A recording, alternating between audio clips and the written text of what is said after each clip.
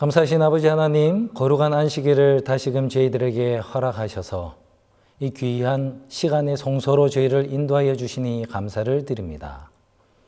이 시간에 하나님의 말씀을 통하여 우리에게 성령으로 말씀하실 때 우리 마음이 그것을 받아 감당할 수 있도록 주님 준비시켜 주시고, 또 주님께서 원하시는 진리인 예수 그리스도를 발견할 수 있는 귀한 시간 될 수 있도록 도와주시옵소서. 시종일관을 하나님께서만 영광 받아 주시옵기를 예수님 이름으로 기도합니다. 아멘. 네, 행복한 안식일입니다. 이번 주 금요일과 다음 주 금요일 이렇게 두 번에 걸쳐서 나를 살리는 법이라는 제목으로 오늘은 옳은 질문이라는 그런 주제를 가지고 함께 은혜를 나누도록 하겠습니다. 먼저 성경 본문의 말씀 마태복음 18장 6절부터 9절을 함께 보시겠습니다. 누구든지 나를 믿는 이 작은 자 중 하나를 실족하게 하면 차라리 연자 맷돌이 그 목에 달려서 깊은 바다에 빠뜨려지는 것이 나으니라. 실족하게 하는 일들이 있음으로 말미암아 세상에 화가 있도다. 실족하게 하는 일이 없을 수는 없으나 실족하게 하는 그 사람에게는 화가 있도다. 만일 내 손이나 내 발이 너를 범죄하게 하거든 찍어내버리라. 장애인이나 다리 저는 자로 영생에 들어가는 것이 두 손과 두 발을 가지고 영원한 불에 던져지는 것보다 나으니라. 만일 내 눈이 너를 범죄하게 하거든 빼어내버리라. 한 눈으로 영생에 들어가는 것이 두 눈을 가지고 지옥불에 던져지는 것보다 나으니라.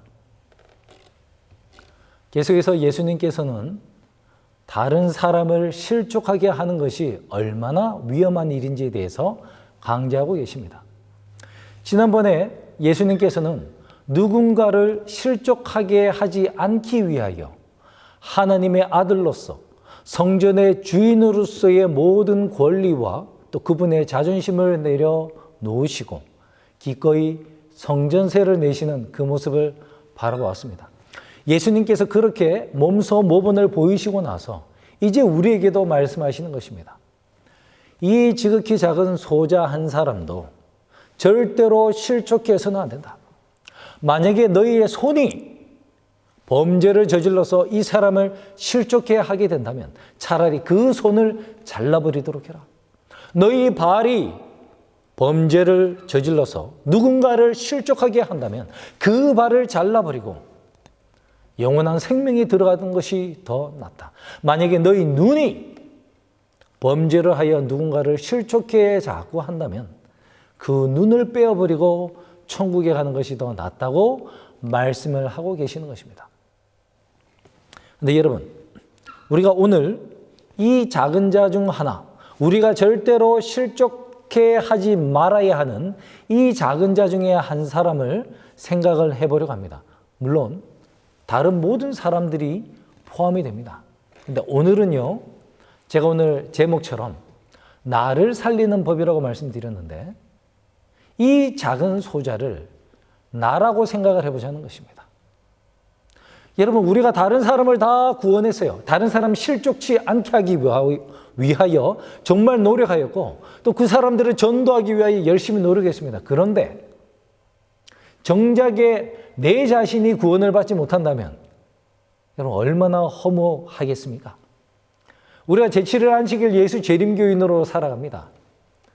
다른 사람들에 비해서는 좀 더 하지 말아야 할 것들을 우리가 많이 알고 있어요. 좀 더 해야 할 것들도 많이 알고 있습니다.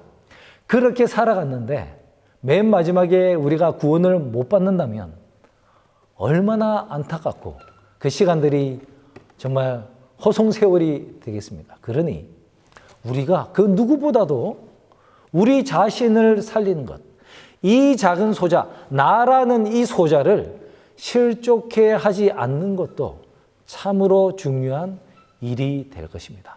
그래서요, 우리가 어떻게 하면 내 자신을 살릴 수 있을 것인가에 대해서 한번 생각을 해보자는 것입니다. 근데 나를 실족해 하는 손이 있어요. 나를 실족하게 하는 발이 있습니다. 나를 실족하게 하는 눈이 있는데 그 손과 발과 눈은 누구의 것입니까? 내 거예요.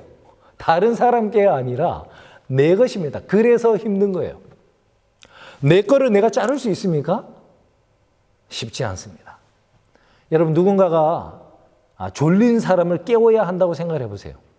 내가 남 깨우는 건 쉬워요. 막 흔들고 얼음을 막 붓고 물을 붓고 막 어떻게 하다 보면 깨우지 않겠습니까? 그런데 내가 졸린데 내 눈꺼풀을 내가 이게 들어 올리는 거 이거 쉬워요, 어려워요? 너무나 어렵습니다. 그렇기 때문에 자아와의 싸움이 참으로 힘든 거예요. 그래서 우리가 자아와의 싸움에서 승리를 했다고 생각을 하는 다른 사람들의 경험을 통해서 우리가 교훈을 좀 찾을 수 있을 것 같습니다. 그래서 사도 바울을 샘플로 모본으로 놓고 우리가 좀 교훈을 찾고자 합니다. 사도 바울도 이런 얘기를 했습니다. 고린도전서 9장 27절에 내가 내 몸을 쳐 복종하게 함은 내가 남에게 전파한 후에 자신이 도리어 버림이 당할까 두려워함이로다. 사도 바울도 자기가 다른 사람을 다 전파한 후에 오히려 내가 버림을 당할까 두려워한다 그랬어요. 그래서 자기가 하는 일이 무엇이라고 얘기를 하고 있습니까? 내가 내 몸을 쳐 복종하게 한다 나옵니다. 자기가 자기 몸을 쳐서 복종하게 한다는 거예요. 이 치다는 것은 전쟁을 한다는 말이에요. 내가 내 몸과 전쟁을 해서 이 자아를 복종하게 해야 된다. 내 몸을 복종하게 한다. 이러는 것입니다. 왜요? 그래야만 다른 사람 다 전도한 후에 내가 잃어버림을 당치 않기 때문이다. 이렇게 얘기를 하고 있습니다. 이 말씀은 바로 앞에 우리가 잘 아는 어떤 말씀과 연결되거든요. 그 말씀을 또 함께 보겠습니다. 고린도전서 9장 24절로 26절입니다. 운동장에서 다름질하는 자들이 다 달릴지라도 오직 상을 받는 사람은 한 사람인 줄을 너희가 알지 못하느냐. 너희도 상을 받도록 이와 같이 다름질하라. 이기기를 다투는 자마다 모든 일에 절제하나니 그들은 썩을 승리자의 관을 얻고자 하되 우리는 썩지 아니할 것을 얻고자 하노라. 그러므로 나는 다름질하기를 향방 없는 것 같이 아니하고 싸우기를 호공을 치는 것 같이 아니하며 그런 후에 내가 내 몸을 쳐서 복종케 함은 이렇게 가는 것입니다. 사도 바울이 이 얘기를 할 때 우리는 고대 그리스에서 올림픽 경기에 참가한 선수들을 바울이 바라보면서 이 말씀을 기록했다는 것을 알고 있습니다. 열심히 달리게 하는 사람, 레슬링 하는 사람, 싸우는 사람들, 승리의 월계관을 얻기 위해 그렇게 하는 사람들에게 공통적으로 하나 발견할 수 있는 것이 있었는데 그것은 바로 무엇입니까? 절제한다는 것입니다. 모든 일에 절제하는 거예요. 지금도 올림픽 경기가 있잖아요. 올림픽 경기에 국가대표 선수로 뽑힌 사람은 어떻게 합니까? 태릉 선수촌에 들어갑니다. 선수촌에 들어가서 어떤 삶을 삽니까? 철저하게 계획된 삶을 살아요. 시간표에 따라 철저하게 훈련을 하면서 살아갑니다. 나 쉬고 싶습니다. 오늘은 나 안 하겠습니다. 이거 없어요. 나 배고픈데 통닭 실컷 먹겠습니다. 이런 것도 없어요. 철저하게 몸 1g도 많이 찌거나 약해지면 안 됩니다. 왜 그렇습니까? 그렇게 해야만이 정말 실전에 가서 최상의 기량을 발휘하여 메달을 얻을 수 있기 때문에 그렇습니다. 그래서 국가대표 선수들은요, 왜 이렇게 합니까? 하고 안 하겠습니다. 데모하지 않아요. 그대로 수능을 합니다. 왜냐하면 그것이 자기에게 위한 것이라는 것을 알기 때문에 그렇습니다. 집에 있어서는 자기가 절대 그렇게 훈련을 못한다는 것을 알고 있습니다. 집에 있어서는 절대로 자기가 그 게으름의 유혹에 빠질 수밖에 없는 것을 알아요. 그래서 선수촌에서 이렇게 열심히 자기를 훈련시켜주는 코치들에게 오히려 감사하면서 그 훈련을 달게 받는 것입니다. 이 선수들에게 있어서 가장 큰 적은 누구겠습니까? 물론 결승전에 가서는 그 상대방 선수가 되겠지만 근본적으로는 연습을 하려 하지 않고 더 오래 자려고 하고 더 쉬려고 하는 이 게으른 자아와의 싸움이 가장 큰 싸움이에요. 그래서 그들은 향방 없이 달리지 아니합니다. 여러분, 달리는 사람이 결승골을 향해서 달려가야지 여기 갔다 저기 갔다 하면은 올바른 좋은 성적이 나오겠습니까? 싸우는 레슬러와 검투사 같은 사람들이 칼질을 하는데 상대방을 향해서 적군을 향해서 해야지 허공에다 대고 칼질을 하면은 이게 뭐가 되겠습니까? 안 되는 거지. 그래서 우리가 정말 누구와 싸워야 하는가를 아는 것이 참으로 중요한데 우리의 적은 바로 누구라고요? 내 자신이라고요. 사도 바울도 누구를 쳐서 복종케 한다고요? 자기 자신이라고. 근데 사도 바울은 자기 몸에 있는 자신을 이렇게 묘사하고 있습니다. 로마서 7장인데요. 로마서 7장 19절로 23절입니다. 내가 원하는 바 선은 행하지 아니하고 도리어 원하지 아니하는 바 악을 행하는도다. 만일 내가 원하지 아니하는 그것을 하면 이를 행하는 자는 내가 아니요 내 속에 거하는 죄니라. 그러므로 내가 한 법을 깨달았노니 곧 선을 행하기를 원하는 나에게 악이 함께 있는 것이로다. 내 속 사람으로는 하나님의 법을 즐거워하되 내 지체 속에서 한 다른 법이 내 마음의 법과 싸워 내 지체 속에 있는 죄의 법으로 나를 사로잡는 것을 보는도다. 사도 바울 속에 두 개의 자아가 있다고 고백을 하고 있습니다. 한 자아는 하나님의 뜻을 원하고자 하는 그런 자아가 있어요. 하나님의 법을 따르고자 하는 그런 자아가 있습니다. 그런데 또 다른 자아가 있어요. 그거는 악이요 죄라고 했는데 내가 하나님의 뜻대로 가려고 할 때에 내 마음속에 있는 죄악된 그 자아가 나를 사로잡아서 이 죄의 법 아래로 나를 잡아와서 내가 하나님의 뜻대로 못하게 한다는 것입니다. 사도 바울이 치고 싸우고 전쟁을 하던 그 자아는 바로 이 죄된 자아라는 거예요. 우리 모든 사람들의 마음속에도 똑같이 이 두 자아가 있습니다. 그리고 모든 사람들의 마음속에서도 힘이 더 세고 갑질을 하는 자아는 죄의 자아예요. 그것이 바로 우리가 그렇게 기도 많이 하고 그렇게 결심을 많이 하는데도 불구하고 삶이 변화되지 않는 이유 중에 하나입니다. 왜요? 내 자아가, 죄된 자아가 더 세서 항상 그 죄된 자아가 나를 주관하고 있기 때문에 나는 죄를 이기지 못하고 변화되지 못하고 있는 것입니다. 1970년대에 오하이오주에서 한 대학가 근처에서 3번 연속 여학생들이 납치되고 폭행되는 그런 사건이 발생을 합니다. 피해자들의 몽타주를 탁 따라서 이제 그 용의자를 발견을 했어요. 그 사람이 빌리 밀리건이라는 그런 사람입니다. 20대 청년이었는데 그 사람을 딱 잡았어요.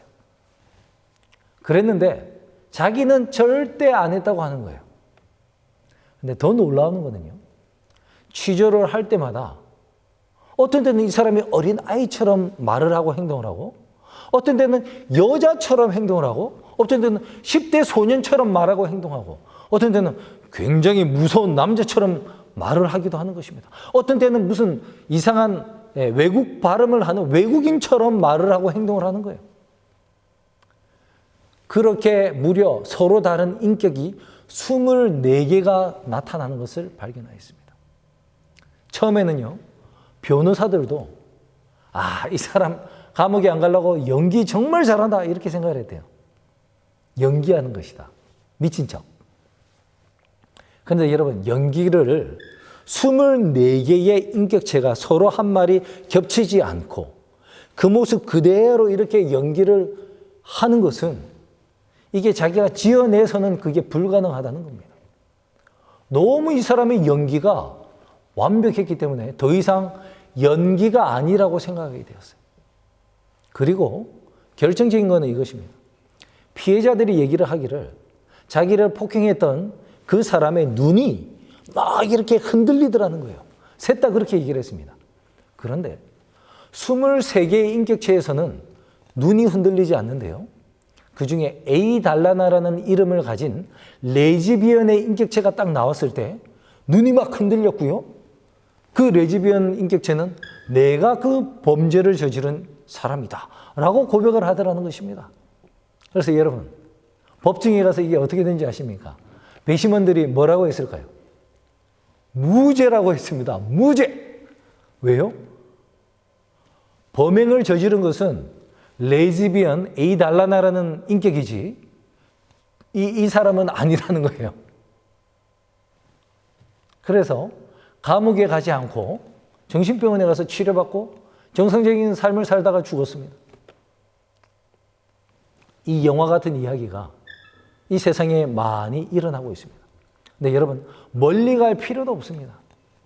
어떤 사람이 굉장히 끔찍한 못된 짓을 했어요. 그런데 붙잡히고 나서 뭐라고 하는지 아십니까? 제가 그랬다고요? 저 술을 마셔서 기억이 하나도 안 납니다. 술 마시고 나서 필름이 끊겨서 그 다음에 내가 무슨 일을 했는지 난 모릅니다. 여러분, 이렇게 하면은 법정에서는 어떻게 합니까? 심신미약이다 이렇게 해요. 그래서 형을 낮춰줍니다. 정신병의 사유 때문에 그렇게 했다고 하면 감옥에 보내지 않고 병원에 보내요. 대표적인 술 먹고 심신미약 받아서 감형받은 사람이 누구예요? 조두순이라는 사람이 있잖아요. 자기가 못된 짓을 했는데 그건 내가 아니래요. 술 먹고 나서 나도 모르는 사이에 내 다른 자아가 했다는 거야. 그러면 심신미약이 됩니다. 이 세상의 법이 그래요.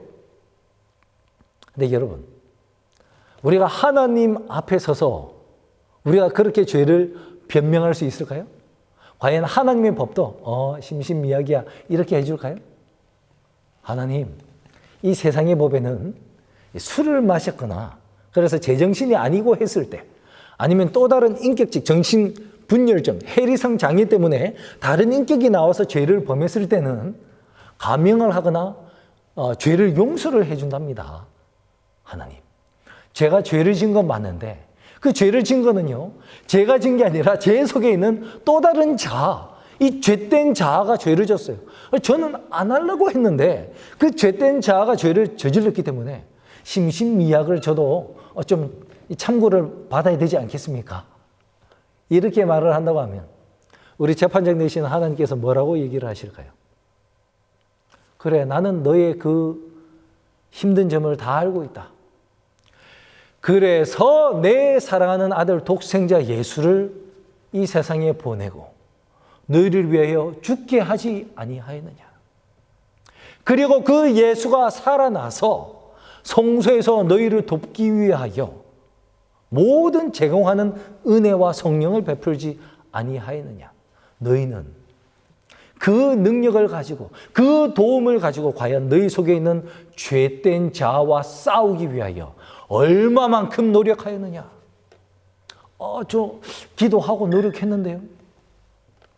그때 히브리서 12장 4절에 있는 말씀을 얘기를 하실 거예요. 너희가 죄와 싸우긴 하였으되 피 흘리기까지는 싸우지 아니하였다. 여러분, 우리가 죄와 싸우고 있습니까?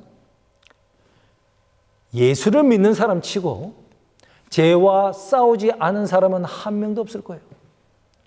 예수를 믿는 사람 치고 자기가 죄를 멈추고 하나님의 율법을 따라 살기를 원하는 사람이 모든 사람이 그렇게 원할 것입니다. 그런데 성경은 무엇이라고 말합니까? 죄와 싸우긴 싸우는데 어떤 차이가 있어요? 피 흘리기까지 싸우지 않는다는 것입니다. 손과 발을 자를 정도로 그렇게 정말 죽을 똥살똥 하면서 죄와 싸우지 않는다는 거예요. 여러분, 제가 한 분의 경험을 좀 말씀을 드리려고 합니다.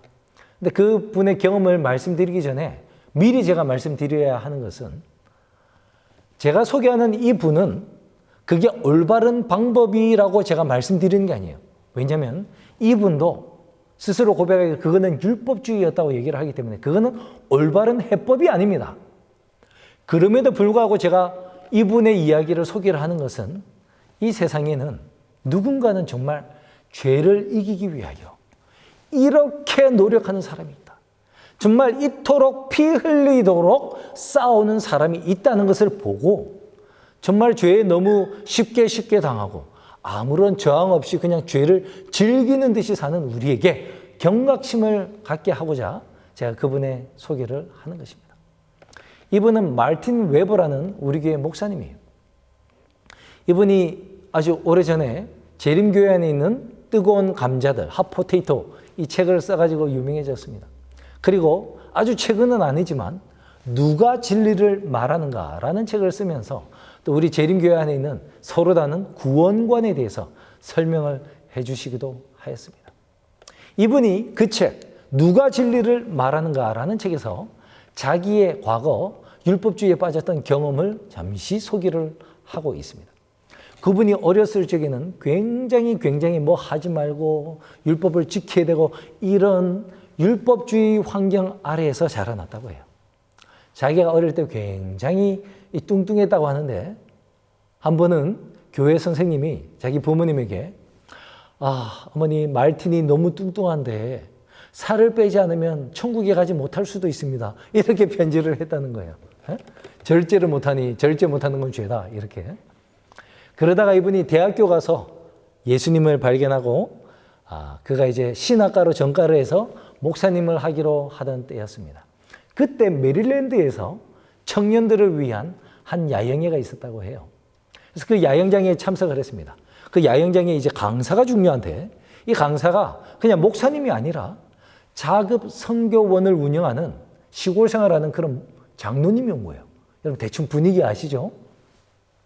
그 장로님이 와서 탁 하는 얘기가 예수님이 왜 재림 안 하는지 아십니까?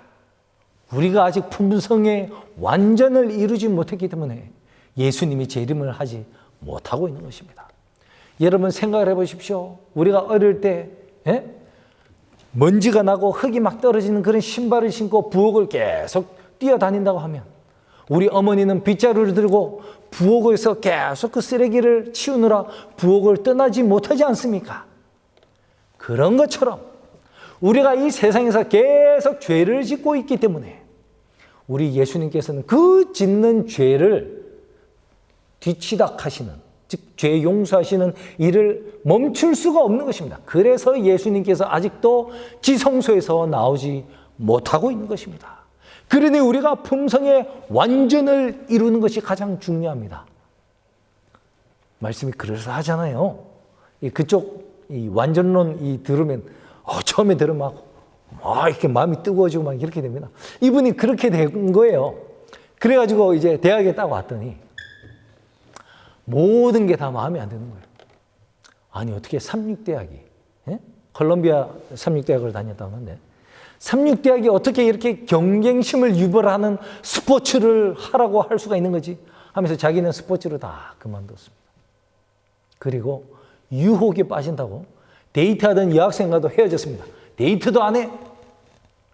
그리고 유제품을 먹지 않겠다. 완전 비건 다이어트를 하였습니다. 그런데도 마음에 만족이 없더래요. 어떻게 해야 되지? 나에게 이 기별을 전해준 저 작은 선교원에 들어가는 수밖에 없다. 그리고는 직장이 이제 졸업하면은 펜실베니아 합해서 이제 하이어를 하기로 했다는데 직장, 학교, 애인 다 버려두고 시골로 산속으로 작은 선교원으로 들어갔습니다. 그곳에서 그가 시도한 것은 금식이었대요.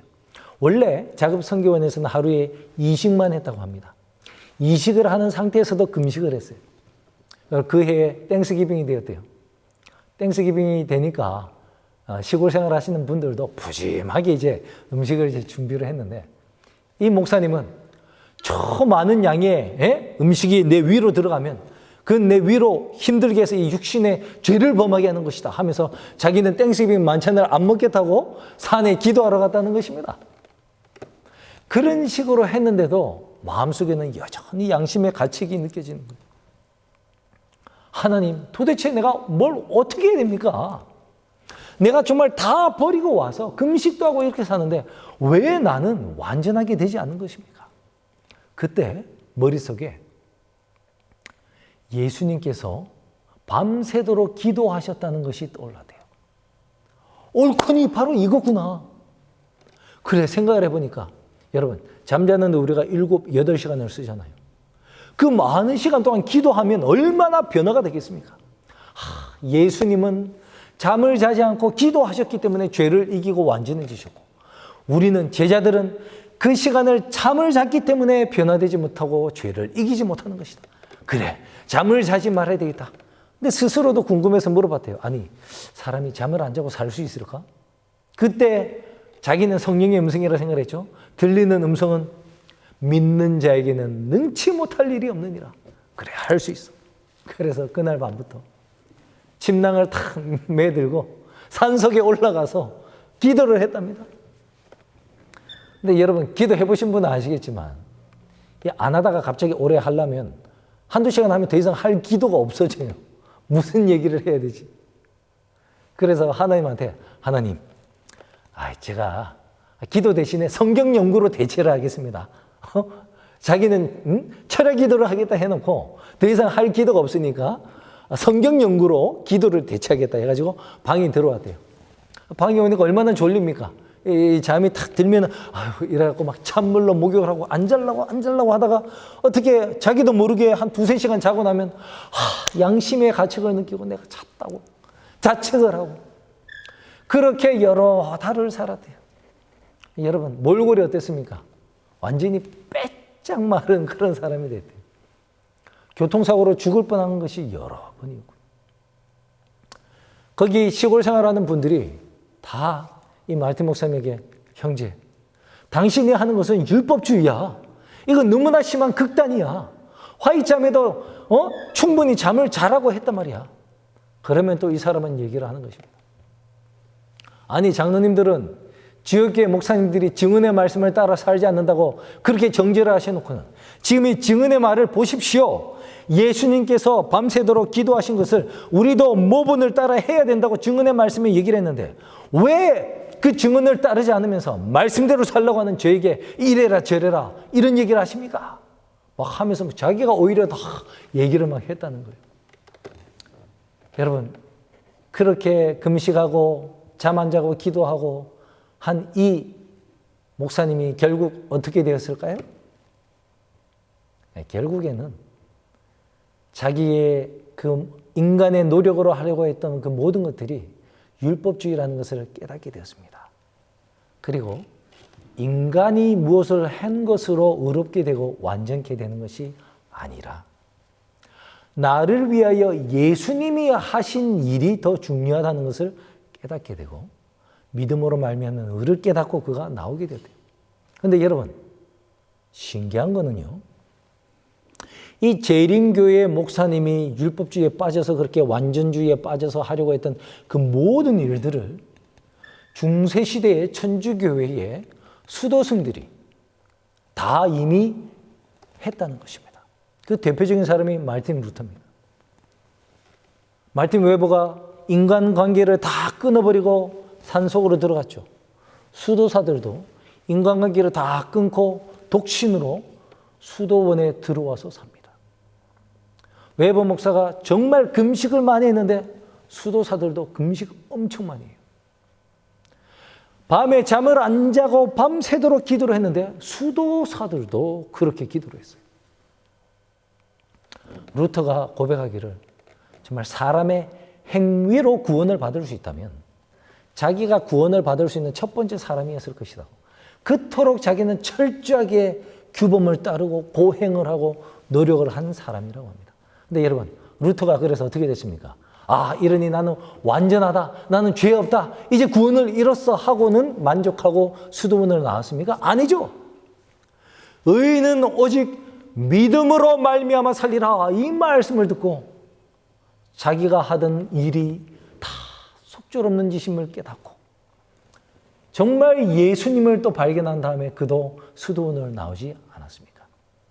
근데 여러분, 또 더 놀라운 것이 있으니요. 불교의 스님들도 똑같이 이 일을 한다는 거예요. 스님들도 뭐라고 합니까? 속세를 떠나야 된다 그래요. 그래서 인간관계를 다 정리하고 어디로 가요? 산으로, 절로 들어갑니다. 그것은 무엇을 합니까? 금식하고 고행하고 묵주 기도하고 막 수행을 막 하는 거예요. 한국에 아주 정말 유명한 성철 스님이라는 분이 계시죠. 이분이 현대에 이미 돌아가셨지만 최근 이제 한국 불교계에서는 가장 유명한 분이십니다. 가장 존경을 받는 대스님인데 이분이 남산댁이라고 아내가 있었어요. 그 아내의 뱃속에는 아이가 있었는데 자기가 스님이 되어야 되겠다고 처자식을 버리고 산에 가신 분이에요. 그 딸이 나중에 태어났는데 나중에 사범대학을 갔대요. 어머니는 아유 이 딸이 사범대학 나와서 좋은 선생님 하면 좋겠다 하는데 이 아이가 아버지를 딱 한 번이라도 보고 싶다라고 하면서 절에 가서 아버지를 만나고 오더니 자기도 스님이 해야 되겠다고 머리 깎고 이 딸이 비구니로 이제 출가를 해버렸습니다. 그러니 어머니가 얼마나 마음이 이게 화가 나겠습니까? 그래서 성철 스님을 만나기 위해서 아내가 절에 찾아갔는데 성철 스님은 단 한 번도 만나주지 않고 그녀를 내쫓았습니다. 참 모질지요. 여러분, 이 세 사람의 모든 공통점은 이 세 종교, 이 세 부류의 공통점은 비록 부처의 이름을 부르고 예수의 이름을 부르고 뭐 이렇게 했지만 공통점은 행함으로 말미암는 의를 이루려고 했다는 점에 있어서 동일한 오류를 범하고 있는 것이었습니다. 내가 뭔가를 함으로 말미암아 내가 구원에 이를 수 있고 내가 의를 얻을 수 있다는 그 동일한 사상이 바탕에 깔려 있는 거예요. 여러분, 그래서 그게 답이 아니라고요. 그런데 여러분, 제가 답이 아닌 것을 왜 여러분께 소개를 했을까요? 사도 바울이 피 흘리기까지 한번 싸워봐라. 근데 뭐 그렇게 싸운다고 내가 이길 수 있습니까? 이길 수 없는데 왜 그렇게 싸워보라고 했을까요? 예수님이 너희가 그렇게 하는 손을 자르고 발을 자르고 그렇게 한번 해봐라. 손 자르고 발 자르고 했더라면 손, 발 잘리고도 우리는 계속 죄를 범할 걸 예수님이 아시면서도 왜 한번 잘라보라고 그렇게 말씀을 하셨을까요? 여러분, 지금 한국에 부동산이 굉장히 가격이 올랐죠. 그래서 이 청년들이 이런 얘기를 해요. 삼포 세대다. 너무나 살기가 어렵고 취직하기 어렵고 해서 취직을 포기하고 그러니 결혼을 포기하고 그 다음에 내 직장, 집을 구하는 것도 포기한다. 이렇게 뭐 몇 포 세대라고 얘기를 합니다. 자, 그러는 이제 외동 아들이 있다고 한번 가정을 해봅시다. 그 아들에게 아버지가 이런 얘기를 합니다. 요즘 정말 살기가 어렵고 경기도 어려운데 너는 걱정하지 마라. 아빠가 이 사는 이 아파트를 너에게 줄 거니까 너는 정말 남들은 3포 세대에 막 이렇게 걱정하는데 그 걱정하지 말고 집 한 채는 내가 줄 테니까 너는 열심히 공부하고 노력해서 애인 만나고 결혼해서 장가가고 그렇게 살아라. 그런데 이 아들이 그러는 거예요. 아버지, 아니 제가 제 능력으로 집 한 채 제가 못 구할 것 같습니까? 아버지 저를 뭘로 보시는 거예요? 저 그렇게 약한 놈 아닙니다. 하고는 집을 나가서 반지하 월세방을 탁 이제 곰팡이 피는 건 월세방에 살면서 낮에는 노가다로 일을 하고 저녁에는 24시간 편의점에서 아르바이트를 하고 아침과 새벽에는 신문이나 우유를 돌리는 이런 세 가지의 쓰리잡을 뛰는 거예요. 그러면서 돈을 막 모으는 것입니다. 그런데 아무리 그렇게 모으면서 한 달에 100만 원, 200만 원 저금을 해봤자 그게 언제 10억이 되겠습니까? 그렇게 한 1년 하다 보니 몸이 먼저 망가졌어요. 그리고는 응급실에 실려갔습니다. 그리고 태어나서 이제 집에 왔어요. 여러분, 아버지 집을 떠나지 않고 살 때의 이 아들과 집을 떠나서 온갖 고생을 다 해보고 안 되는구나 깨닫고 이제 집으로 돌아온 아들과의 차이가 있습니까? 없습니까? 분명 있지요. 자기가 이 고생을 해보기 전에는 부모님을 그냥 일종의 꼰대처럼 생각을 했을 수도 있어요. 에이, 뭐 아버지, 어머님. 그런데 지금 자기가 자기 집을 한번 장만해 보겠다고 온갖 고생을 다 해보고도 안 되고 쓰러져서 집에 다시 돌아오고 나서는 그가 아버지를 바라볼 때 어떤 마음이 들었겠습니까? 이야, 나는 해도 절대 안 되는 것을 우리 아버지가 나를 위해서 이 집을 주신다니, 이야, 아버지 정말 감사합니다. 나에게 이런 집을 물려줄 수 있는 아버지가 있으니 야, 아버지가 계신 게 얼마나 감사한지 그제서야 제대로 깨달을 수 있지 않았겠습니까? 여러분, 우리가 질 거지만 왜 피 흘려서 내 자아와 싸움을 싸워야 되는지 아시겠습니까? 그렇게 싸워보고 진 사람만이 나를 위해 십자가에서 승리해 주셨다는 그 복음을 제대로 바라볼 수 있게 되기 때문에 그렇습니다. 싸워보고 된통 두드려 맞고 피나고 멍든 사람만이 나의 이 상처를 치유해주고 나를 고쳐줄 의원 되시는 구세주 예수님이 있다는 것에 그저 감사할 수 있기 때문에 그렇습니다. 죄와 싸워보고 처절하게 패배를 당한 사람만이 복음 안에서 예수님의 승리가 나의 승리가 된다는 그 복음의 의미를 제대로 이제 분별할 수 있기 때문에 그렇습니다. 그렇기 때문에 피 흘려서 한번 싸워봐야 되는 거예요. 그렇게 싸운 사람만이 올바른 질문을 이제 던질 수 있게 되는 거예요. 사도 바울이 이렇게 얘기를 합니다. 로마서 7장 24절. 오호라 나는 곤고한 사람이로다. 이 사망의 몸에서 누가 나를 건져내랴. 여러분, 유대인들은 예수님께 종종 이런 질문을 했습니다. 선생님이요, 내가 영생을 얻으려면 무엇을 해야 합니까? What? what을 물어봐요. 또 어떤 사람은 와서 물어봅니다. 선한 선생님이요, 내가 구원을 받으려면 어떻게 해야 합니까? how를 물어봐요. 사람들은 자꾸 자기가 뭔가를 해야 한다고 생각합니다. 내가 what 하고 내가 how 해야 합니까? 여러분, 사도 바울이 그거 다 해봤잖아요. 바리새인으로 살면서 그거 다 해봤는데 거기에 답이 있던가요? 없어요. 재림교회 완전주의 목사님이 해봤는데 답이 없어요. 마틴 루터가 해봤는데 답이 없어요. 내가 what 하고 how 해서는 답이 없습니다. 그걸 깨달은 사람이 이제 올바른 답을 찾은 거예요. 누가 나를 건져내랴. 나는 이제 못한다. 나는 못하는데 이제 그렇다면 누가 나를 대신하여 이 싸움을 싸워줄 것인가? 누가 나를 구원해 줄 것인가? 누군가를 찾는 거예요. 여러분, 그 누구가 누굽니까? 바로 예수 그리스도, 예수님인 것입니다. 그제서야 우리는 예수님의 십자가의 승리를 제대로 분별하고 그 가치를 제대로 판단할 수 있는 위치에 서게 되는 것입니다. 물론 이런 과정 없이 정말 어린아이와 같은 단순한 믿음으로 그대로 믿고 예수님밖에 없습니다 라고 할 수 있는 사람이 있다면 할렐루야, 정말 감사한 일입니다.